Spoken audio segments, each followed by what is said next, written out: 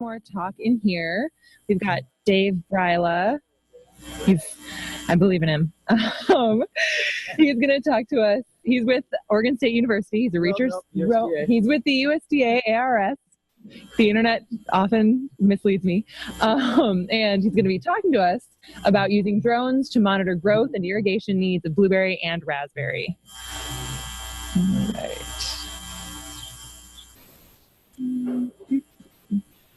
So I have the laser pointer there.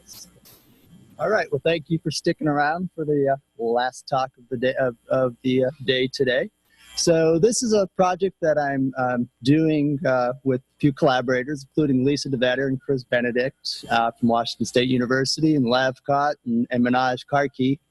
They're a couple engineers who work with remote sensing primarily at WSU, and Troy Peters, who's an irrigation engineer at WSU. So the group of us are working together trying to figure out how to basically figure out what are the water requirements in blueberries and raspberries.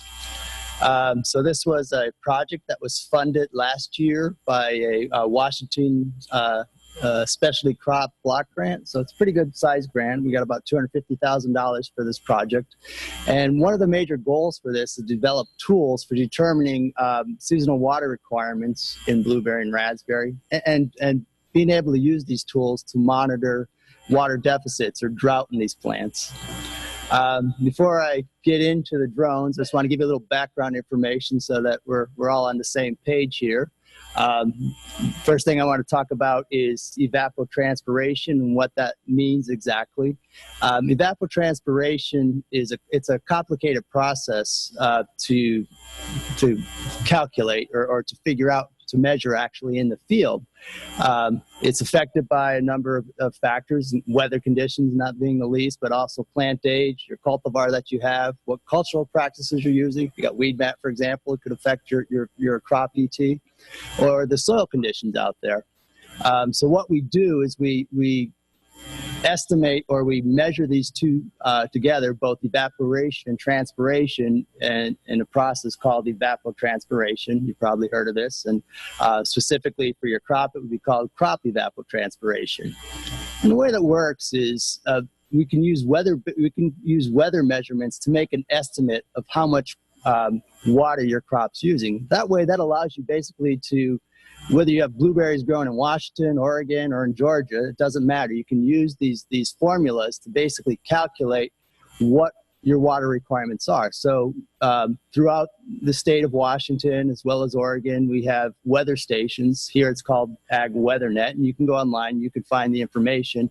And what these weather stations do is they're collecting data like temperature, light, wind speed, solar radiation, entering that into a formula, and they use that to calculate what the potential evapotranspiration is of a reference surface. So usually it's grass or alfalfa. Ag WeatherNet uses the ETO, or a grass reference, for this estimate. So basically, these weather stations are calculating, okay, what is the water that a grass field is using at any given day. So you can get this information off the internet. And then what you do with that information is you can then use what's called a crop coefficient curve, which is basically a way to convert what a blueberry plant is using, for example, to what a grass field is using. So if we look at this particular curve here, early in the season, you can see the crop coefficient is low. And as the canopy develops, the crop coefficient increases to a point where it's more or less the same as a grass field. So obviously, when you don't have a lot of leaves, it's not using a blueberry plant's not using a lot of water.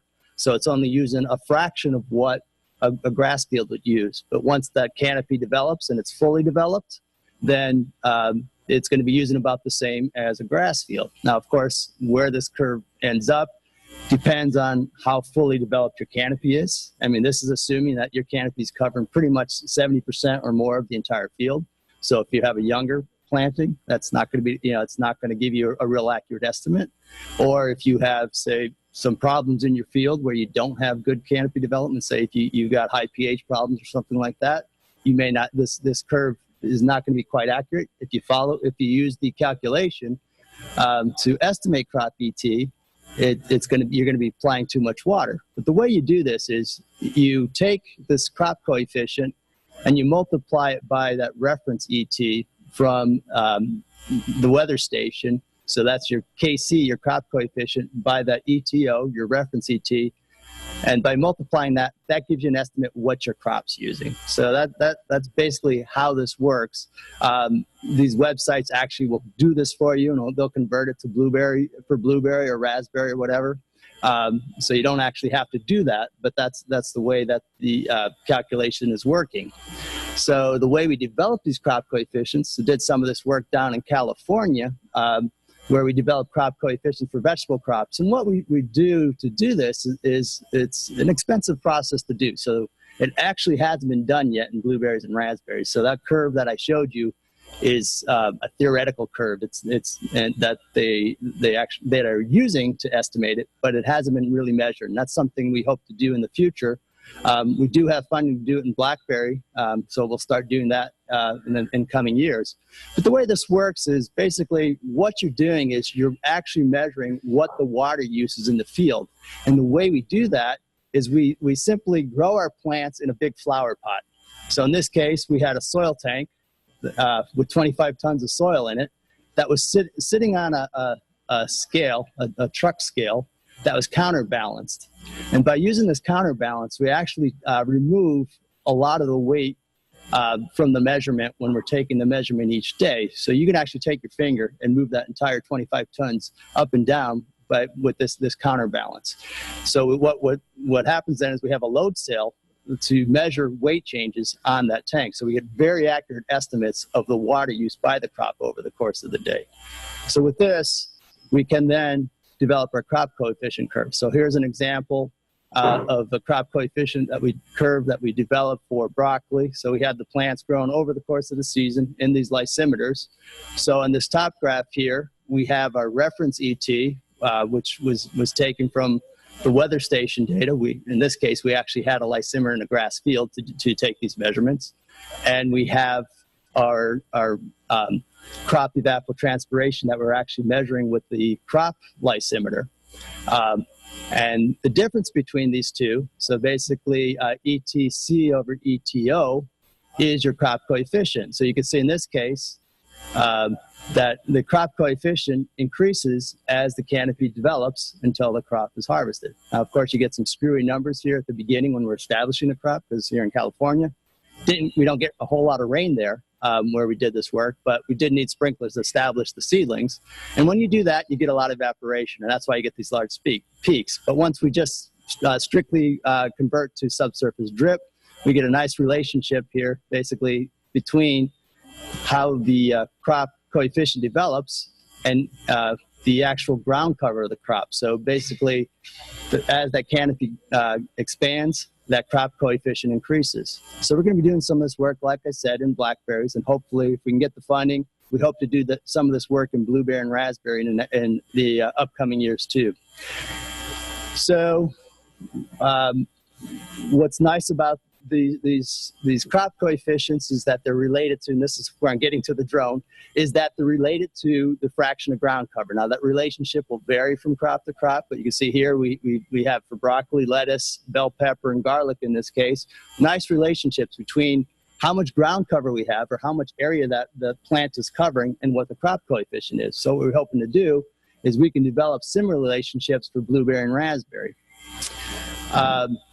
We also did some work down in California where we related this crop coefficient to satellite imagery.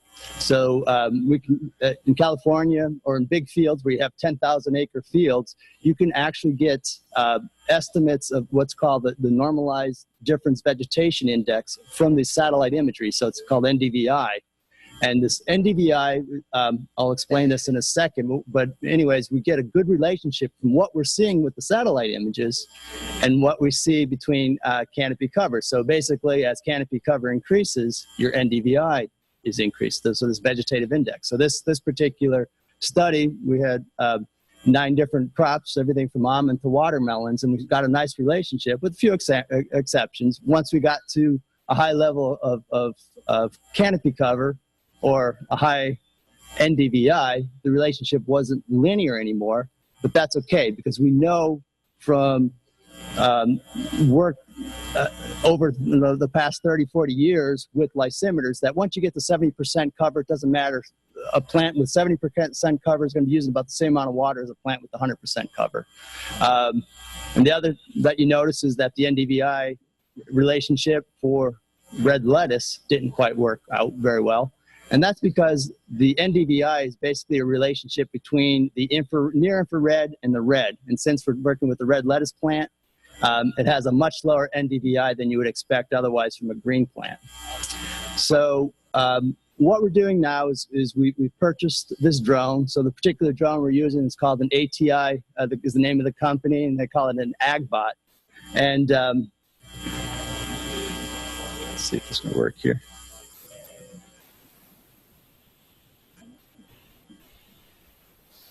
Unfortunately, I can't get to work. So anyways, we purchased this drone for about $20,000. This one is actually printed using a 3D. The parts are printed using a 3D printer and it's put together. So it's something that we can kind of get into, take it apart, and do whatever we need to it. Most drones of this size have a flight time anywhere from 25 to 30 minutes. So we get about a 26-minute flight time with a little extra in the tank. The top speed's 38 miles per hour. And the altitude with drones, you restrict it. You can't go any higher than 400 feet, but we can go down as low as 50 feet. And with 400 feet, you can get some pretty nice imagery using the cameras that we have. So we have two cameras on this particular drone. One is called the multispectral camera, and with that we can look at the different light ratios in the light spectrums, 5 of them in fact, with the NDVI camera. And we also have an infrared camera that allows us basically to look at temperature in the field. So we can look at greenness in the field, and we can look at temperature in the field. So the way that the NDVI camera works is basically it's giving you 5 different wavelengths that it's measuring. It's measuring green, blue, red, and red edge and near infrared. So what you're getting is you're measuring reflectance off of the leaf surface. Now, why this works is that plants tend to absorb a lot of blue, green, and red, particularly the blue and the green. They use that for photosynthesis. They don't absorb much of the near infrared. They reflect most of that radiation. We can't see near infrared.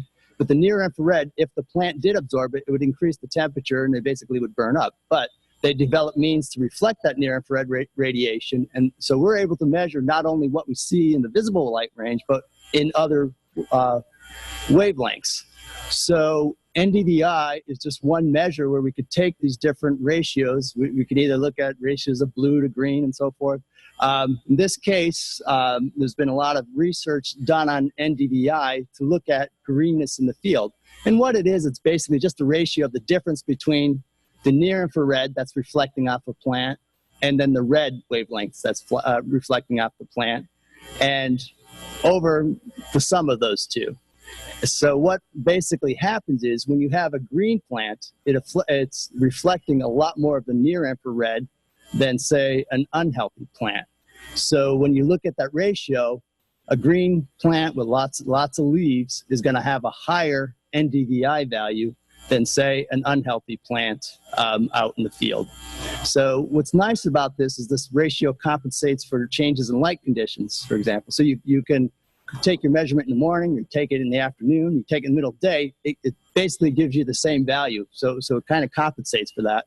And it also helps in terms of slope in your field. So if you get the image at a slight angle, it doesn't affect it so much. It was developed originally for satellite imagery, but now we're using a lot more with the drone type work that we're doing. So you can get different types of indices, like I said. So we get what's called an RGB image, which is close to like if you took a regular camera, so that you're seeing what you would kind of see if you use a regular camera, but it's not quite. It's a little bluer than it would be otherwise. But then you can start looking at these different ratios and extracting information from these images. Now we get a hell of a lot of data out of each image. So if we're flying at 400 feet, we're getting 1.6 million pixels per acre. And each pixel is about 2 inches, a 2-inch cube. So if we're going down to 50 feet, we're now multiplying that by 4. We're getting almost 7 million pixels of information off of each acre. So we can extract a lot of information off that. And you can see here how the NDVI, which is basically the greenness, how one section of the field is much greener than another section of field. Now, think back to that slide I showed you, that relationship between NDVI and canopy cover, and the relationship between between canopy cover and crop coefficients. What we can do is we could fly over fields, get the NDVI, and get an estimate of what the water use is based on what we're seeing in the images. Now, there's other data you can get out of it. Here's an example, what's called a chlorophyll indices, which is supposedly measuring the amount of chlorophyll in your plants. I don't know how good this one particular one is. It's not as intensely researched as the NDVI is. Or we have one that's called Berry, which is also called the Plant Health Index.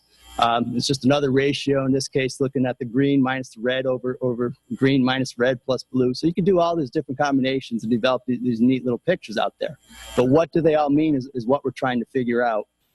So ultimately, what these companies do when they have a drone is they'll give you a whole bunch of information. They kind of give you layers of information. So they got the RGB, which is basically your visible images, and then they have a digital surface model where you can kind of see differences in elevation and so forth. Then you have your NDVI layer showing your greenness, and then you have your chlorophyll map, which is basically supposedly showing the health of your field.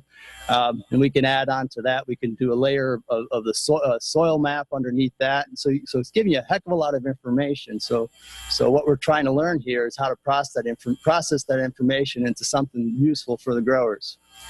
So what we're doing is we are going to fields here in Whatcom County, Skagit County, and as well as in the Prosser area. So we're doing both blueberry and raspberries. On the east side with blueberries, we're working with Duke. Here we want something a little bit later, Draper, which because we want something that may be exposed to water stress. With raspberries, we're working with Meeker and Wakefield, and right now we're working with eight different farms at the moment. So quite a bit of area that we're going to be covering for this project. So what you do is you go ahead and you set up your flight path to take these images. So what's nice is all this has kind of been worked out. So there's computer programs where all you do is you draw a polygon around the field that you're interested in looking at. This software automatically will then, based on how high you want to fly, it'll figure out the speed, and it'll figure out basically a flight path that it will take to capture the images. So you kind of enter this in, and then the drone basically takes off, flies the flight path, taking pictures basically every so often, every 10 feet or whatever. Then we take those images, we stitch them together into one large map, and get something like the NDVI or the chlorophyll maps. So here's an example of a Duke blueberry field in Prosser area. Now on the left is the RGB image, which again is very similar to what like visible light image.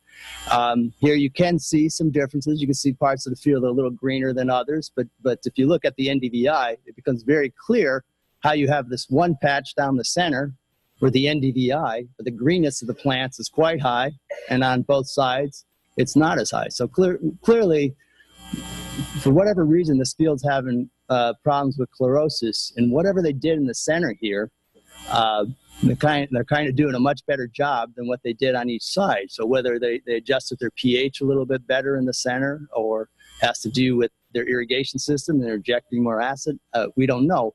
But the nice thing about these cameras is that we can kind of use this basically as a tool, a diagnostic tool to figure out, okay, where the problems are, and try to understand how to solve these problems. So in this particular case, we flew at an altitude of 270 feet. the speed was automatically calculated by that program to be 15 miles per hour.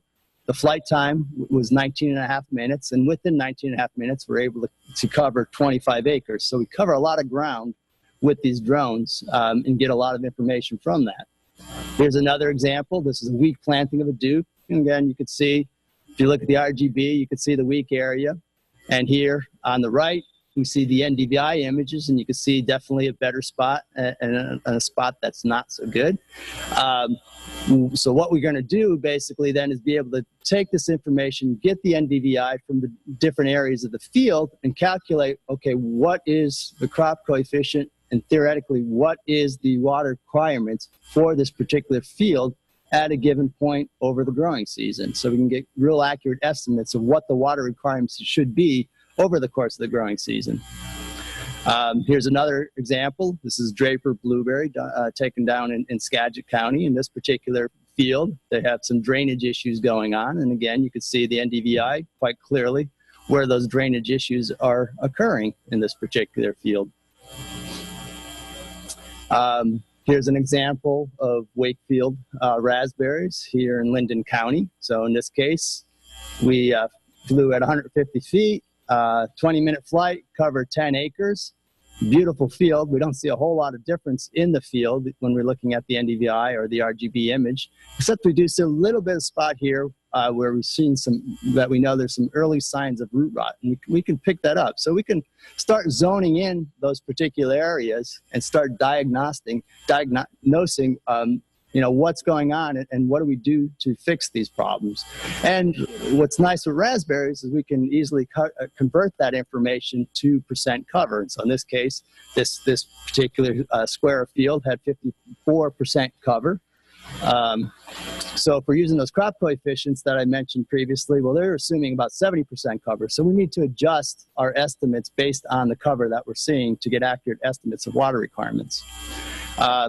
Here's another example of a Draper field that supposedly had a soil gradient in it. Well, you can see in this case that this field is very uniform. So that soil gradients is having very little effect on productivity of this field, or at least on greenness of this field. We can zoom in the corner here, look of this particular field, and you can see this little spot right here. Well, that is a harvester out in the field. So we're flying at 100 feet. We could pretty clearly see the harvester out there. And again, we could see our rows of plants. Now, the problem with blueberries, though, is that most growers are growing grass between the rows. And what we're having an issue with blueberries is distinguishing the grass from the blueberry plants. And when we do NDVI, I'm not sure exactly what we're going to need to do with this, but obviously if we do the NDVI of this or the percent cover and we try to relate that basically to water requirements, we're going to be including grass into that estimate. And we're not really irrigating the grass, we're just irrigating the blueberry plants. So somehow we need to distinguish between the blueberry plants and the grass. Now, whether that's through a series of calculations or it's through some other manipulation of the images that we're looking at, we're not sure yet. That's one problem we've run into this past season. Now, in younger plants, younger blueberry plants, it works quite nicely. This is a study that we're doing down in at the North Willamette Research and Extension Center in Aurora, Oregon. So this particular trial I'm doing with Dr. Bernadine Strick, and what we're trying to do here is we're looking at different mulching practices. So we're looking at sawdust, we're looking at black weed mat, we're looking at the potential of using green weed mat. The reason why we're using green is in Portugal, a colleague of mine found that basically you get better blueberry growth green than black, but they have high temperatures there in Portugal, much higher temperatures than we do. And we're also looking at the possibility of actually using weed mat over sawdust with both black and green weed mat, because in previous studies we found that basically the combination of two seemed to be producing more growth, but we didn't have any actual data yet to verify that. Well, anyways, we were flying this field with the drone, collecting images, and if you look at close-ups, you can clearly see the individual plants. In this particular case, we're flying at 50 feet, so our resolution is basically half of an inch is the pixel. And you can see even the edge of the plants how the NDVI is basically lower. It's more yellow. So if you look at the NDVI values going from 0.7 to 0, yellow's about in the middle. Well, that's because you got less leaves on the edge, obviously, than you do in the center, so as you go in. But it's giving you pretty good estimate within the row of what the NDVI is of these plants, because we can isolate the individual rows. We're also able to convert it quickly to canopy cover by basically drawing an area around our plots, converting it to two different colors, and we can estimate percent cover. So in this particular case, this is a sawdust plot. We got 14% cover at this particular point in time. So looking at the data, we quickly could see from this, measuring every plant in the field, that with sawdust, we got 14.7% cover. And what's interesting is that black weed matter or green weed matter with sawdust, we've increased the canopy cover or the size of the plants to 18.5 to 18.3. So not only can we be using these drones for commercial purposes, but of course it has a lot of benefits for us for our research at this point, so we can look at what our treatments, what's happening with our treatments over time. As I mentioned, the other camera that we have on the drone is a infrared or thermal imaging camera, and what this is measuring is long wave infrared radiation. Again, we can't see this, but this radiation can be mapped either using a color map or a black and white map.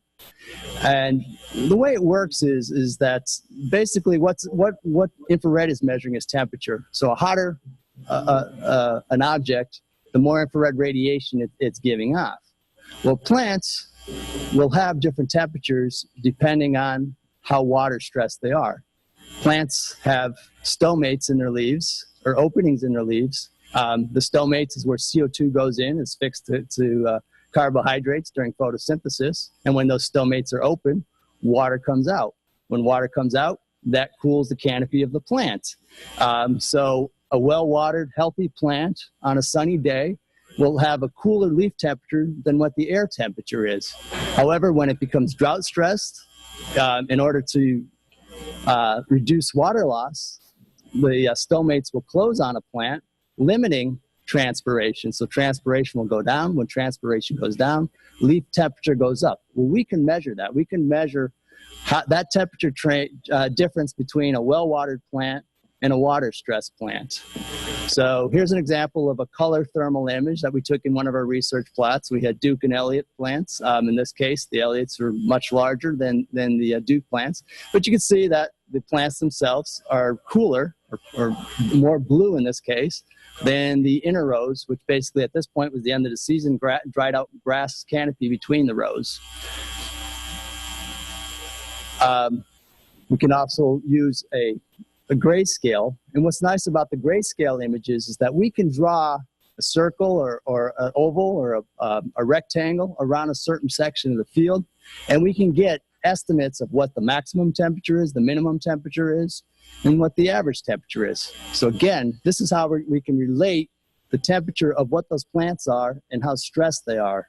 And so what we're doing is we're developing what's called a crop water stress indices. And the way that works is that there's a relationship basically between the canopy temperature and the air temperature.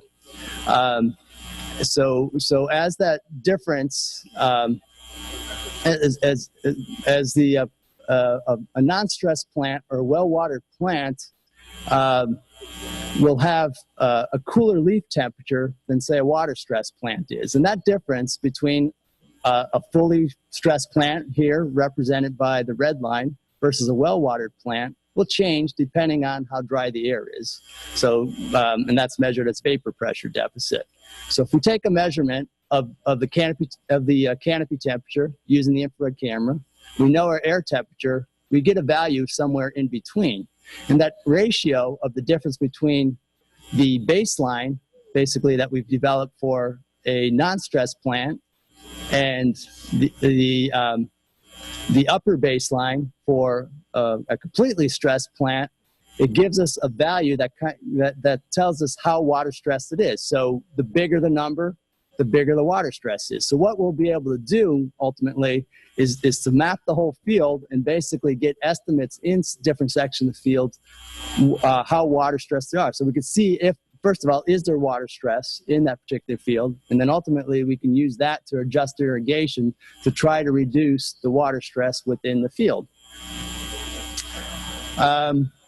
So of course, a lot of this is complicated. A lot of this is research, and I don't expect the grower to be out there with the drone flying around. What we're hoping to eventually do is to feed all this information into a simple set of formulas that can be fed into, say, Ag WeatherNet and downloaded into a smartphone application. I mean, we already have the irrigation scheduler, but what we can do now with this information is improve how accurate this information is, and ultimately customize it for each field that we're working with. We're also looking at using this for detecting other problems in the field. But I mean, obviously, like I said, you could zone in into particular areas and look at particular problems. The problem right now is that when you take a whole, say, 50-acre field, that's a lot of data that you're managing. So if we can just zone into smaller sections and then analyze that speeds up the process time and gets us a lot more information of what's happening in those problem areas. We're also looking at the possibility of investing in a hyperspectral camera. The multi-spec camera that we're using currently is a $5,000 camera. Well, multi-specs run about $30,000 to $40,000. So obviously it's a lot more expensive piece of equipment, something primarily for research. But what the hyperspectral camera is going to allow us to do, rather than measuring, say, 4 or 5 different wavelengths in the field, hyperspectral allows us to measure hundreds of wavelengths. So basically we get the whole range of reflectance on the plant or on the entire field. And what we know now from research by others is that how this looks can be affected by the chemical properties of the plant. So basically, say a plant that's nitrogen efficient, it's going to have a different spectrum than a plant that is has plenty of nitrogen. So once you start collecting this data and you start developing a relationship between what this looks like and with nitrogen efficiency, say, or with Phytophthora root rot, or with SWD, or what have you, potentially there's a whole wealth of information that we could be collecting with these hyperspectral cameras, where we could be using this as very precise instruments for diagnosing problems within the field. At the simplest level, what we're hoping to do is to use this to distinguish between the blueberry plants and the grass inner rows. We're also looking at the possibility of using unmanned ground vehicles, or basically rover type instruments, to go up and down the rows to collect that information. Obviously, we're going to get additional information with this type of instrument than we can get with the drone. Ultimately, we're hoping that we can use these drones for not only for looking at water requirements, but looking at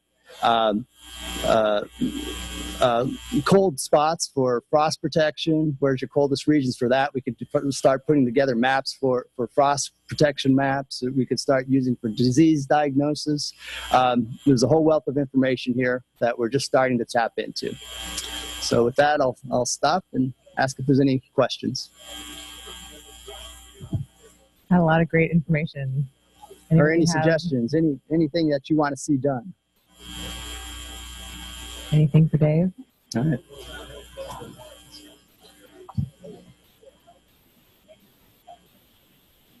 So the question is this supposed to help with irrigation decisions? Yeah, that was kind of the whole point of the project, is that, yeah, right.